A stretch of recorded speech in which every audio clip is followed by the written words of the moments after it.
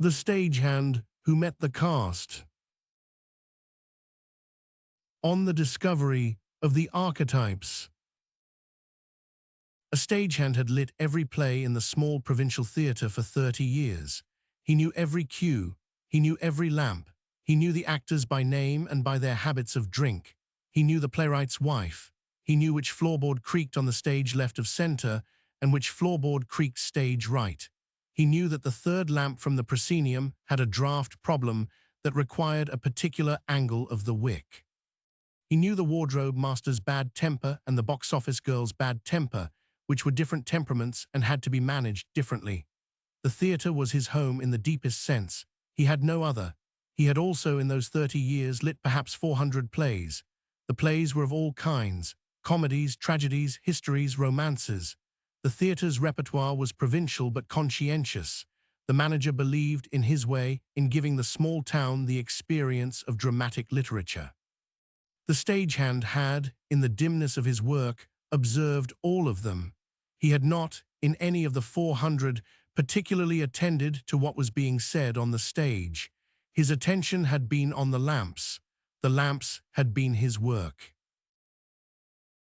One night after the audience had gone, after the actors had gone, after the playwright had gone home to his unhappy wife, the stagehand stayed behind to extinguish the last of the lamps. He did this every night. It was the final act of his day. It took perhaps 15 minutes. He went from lamp to lamp in the dressing rooms, in the corridors, in the stage area, and turned them down. He locked the front. He locked the back. He went home to his small room behind the theatre, where he slept. On this particular night, he noticed something. The lamps in the dressing rooms were still burning. This was unusual. The actors, when they left, always turned them down themselves. The actors were, by the conventions of the theatre, responsible for their own dressing room lamps. The stagehand walked down the corridor to check. He stopped. The lamps in the dressing rooms were burning, but the lamps in the dressing rooms were burning differently from how they ordinarily burned. The light was, somehow, a more inward light. It did not spread the way the lamps spread when they burned with their usual oil. It pooled. It pooled in the centers of the rooms, as if drawn toward the center by some property of the air. He looked through the half-open doors. The actors were still in their costumes, but they were not the actors he knew. The man playing the king was not the actor who had played the king. The actor who had played the king was a small, thin man of about 40, with a slight cough, who had a problem with drink and whose wife had recently left him. The man now seated at the dressing table, in the king's costume, was a large, calm figure of indeterminate age, with eyes that did not, in the dimness, seem to belong to any face the stagehand had ever seen. The maiden in the next room was not the actress who had played the maiden. The actress had been a young woman of 19, recently arrived from a village in the south, who had a habit of weeping when she was tired. The woman now in the maiden's costume was older than 19 and younger than any age the stagehand could have placed. She was sitting very still, looking into her mirror. She was not weeping. The fool in the third room was not the man the stagehand had drunk with after every show for 15 years. The man he had drunk with was Carl, who had a wife and 3 children, and who told the same 3 jokes after each performance, increasingly badly as the years passed. The figure now sitting in the fool's costume on a small stool in the corner was not Carl. The figure was somehow older than the theatre. He was not looking up. He was studying something in his own hands, which the stagehand could not see from the doorway. The figures were lit by a light that did not come from the lamps. "Who are you?" said the stagehand. His voice came out smaller than he had intended. The king looked up. He looked at the stagehand in the doorway with the kind of calm a man has when he has been expecting a visitor for many years and is not surprised, finally, by the visitor's arrival. "We were here before the troupe arrived," said the king. "We will be here after the troupe leaves. We are the parts. The actors are the players. They put us on, they take us off. We remain. The troupe thinks the play is theirs. The play is ours. It has always been ours." The stagehand did not at first understand. "You are the actors?" "No, we are the figures the actors play. The actors are men and women with lives, with wives, with problems, with drink. They put us on 2 hours a night and take us off again. We have been put on by many actors. We will be put on by many more.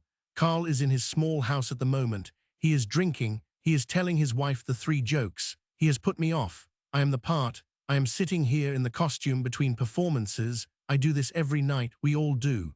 The maiden in the next room spoke. Some of the actors know we are here, she said. Most do not. The actors who know us, when they put us on, do it differently. The performance is better. The audience does not usually know why. The theater, as a whole, has a slightly different tone on the nights when the actor has known. There have been 3 or 4 actors of this theater in your 30 years who have known. You have lit them. They are the ones the audience has remembered. And those who do not know, they are also fine. Most of the troupe does not know. The play happens. We are put on. We are put off. The audience receives an evening of acceptable provincial theater. The work is done. The not knowing is, in some sense, the ordinary mode. The knowing is rarer. It is not, however, the only way. The fool who had not looked up looked up. He did not say anything. He looked at the stagehand with eyes that were somehow both very old and very young at the same time. He smiled. The smile was the smile of a man who knew a thing and would not, on principle, name it. "Why are you showing me this?" said the stagehand. "You have lit us for 30 years, said the king. "You have, in some sense, been our caretaker. The lamp is, in our trade, the most important thing, more important than the costume, more important than the script, more important even than the audience.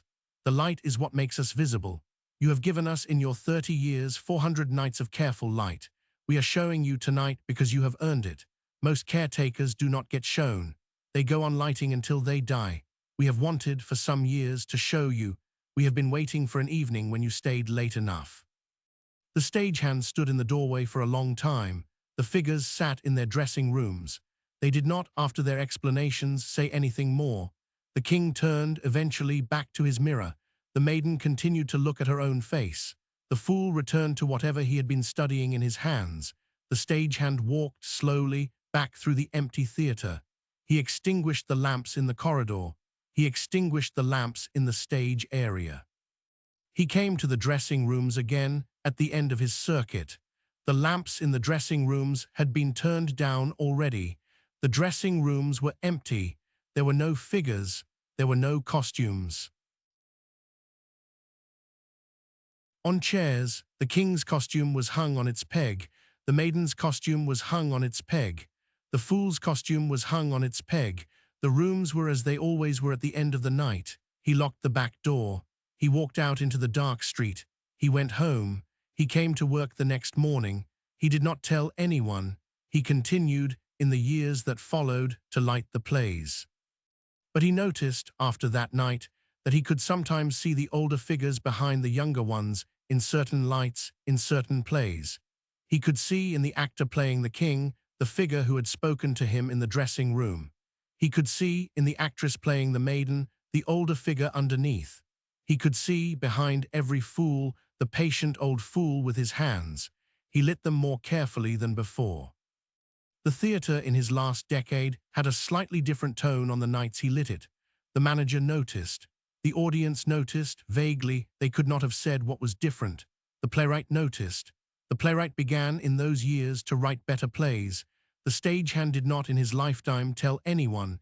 He died at 64 of a small illness in his small room behind the theater.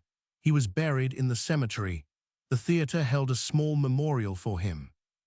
The figures in the dressing rooms attended the memorial in the actors' bodies. They sat in the front row. The stagehand's coffin was on the stage. They watched it. Carl wept. The actor who played the king wept also. The actress who played the maiden, who was by then no longer the young woman of 19, wept also. The theater continued. The figures are in some province, still sitting in the dressing rooms between performances.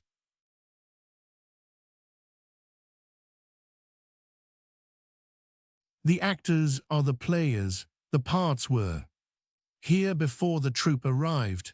They will be here after. The play is not the troupe's. The play is older than they.